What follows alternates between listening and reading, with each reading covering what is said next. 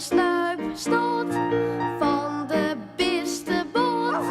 Hey, de mooi die snorde snut, wat vindt er nou weer uit? De professor docht zo geheimzinnig oer zijn nieuwe uitvinding dat Romke stiekem om de hoeken van de deur kiepert. En dan zocht er dat de professor een waarmachine maken had. Die professor is hartstikke knap. En er gaat het iets wat mis deze keer. Wat zit Romke dan? Een peer vonkjes vuur spatten uit de gele tritsjes. De professor begint te zwitten. Hij krijgt het warm. Zo warm. Hij raant haast. Hij doet de jas los.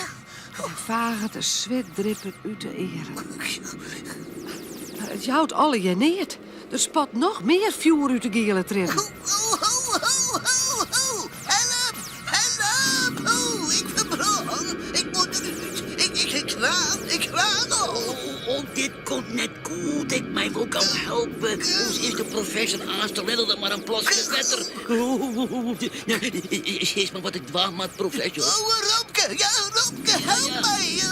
Druk op een knop. De kielen, maak de zin, hè? Toen nou, ik wist het niet. Ja, ik druk al. Het holt net, professor. De knop zit vast. Oh, zo vast als een hoes. Romke drukt en drukt. Maar het jouwt alle je neert. Ik maak De professor wordt warmer en warmer.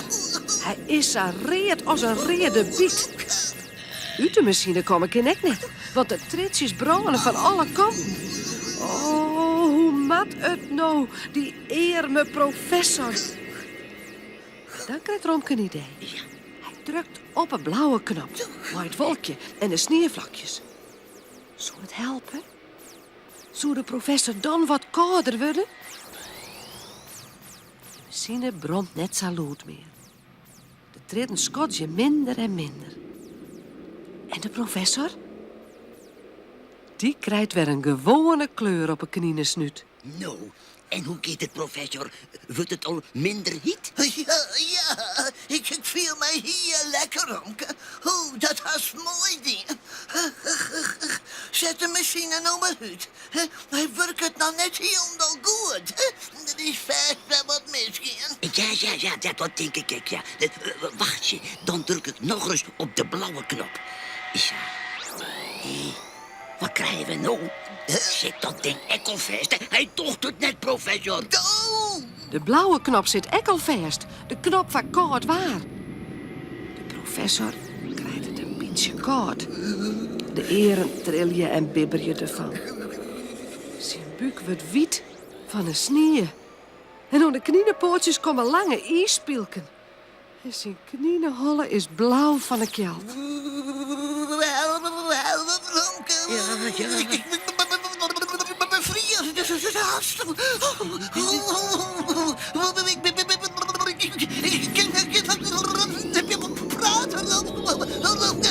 Oh, wat moet ik nou te waan? Ik ben maar een domme boekenmol en geen uitvinder. Oh, even volhouden, professor. Romke draaft om de waarmachine heen.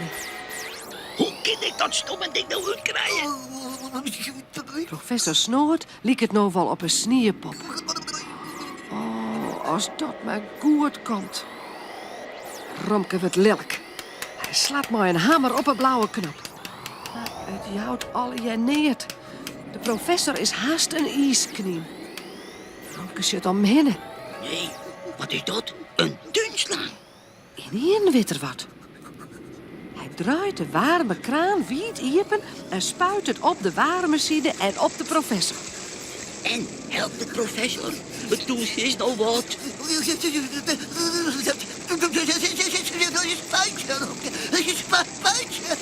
viel mijn kniepootjes al wat. Romke spuit het en spuit het. De hele waarmachine wordt wiet. En de professor. Het warme wetter rint de kamer in. Grutte wolken stoom dreeuw in het room. En dan is het in een alle keer vuur. Een klap spot de waarmachine uit elkaar. De professor ploft vrouw de kamer in. Romke spuit het nog even terug. En dan zit er naar de professor. Nou, volgt wij wat, professor? Nee, het Brutje. Gelukkig, Romke. De professor is hartstikke verkouden. Dat komt van al die warmte en kelt. Een uurke later is er zo ziek. Hij ligt op bed, maar wel 5 dekkers oer. En nog had er het koud. Hij had 3 paar sokken aan. En nog had er koude voeten. En wat docht zijn knieën holle zeer. De orenbisten komen alle hier bij hem te zien. Titus en Vetje en Pieter. Wij helden de dokter, jongens. De professor had koorts. Ja, die kennen wij beter, met. Ja, Romke had gelijk. De bisten jou Romke gelijk. De professor begint zo gek te praten. Hij helpt alles terug elkaar. Nee, de professor is knap ziek. Dat zeggen ze wel. Een uurke later stopt de auto van dokter Poedel voor de beste boord. Ze viel snoort de pols en harket naar het borst. Ze zucht in de kiel en liet de professor sissen. Dan zei ze deftig. Ja, dat moet maar wat dicht. De professor had de griep. 2 weken onder de tekkers. En 3 keer deze lepel van dit drankje. En geen uitvindings meer, begrepen, professor? Zeker, dokter Poedel. De professor vindt alles wel best. Hij kroept nog wat verder onder de 5 tekkers. En hij denkt net meer aan waarmachines. Hij had zijn buik vol van het waar.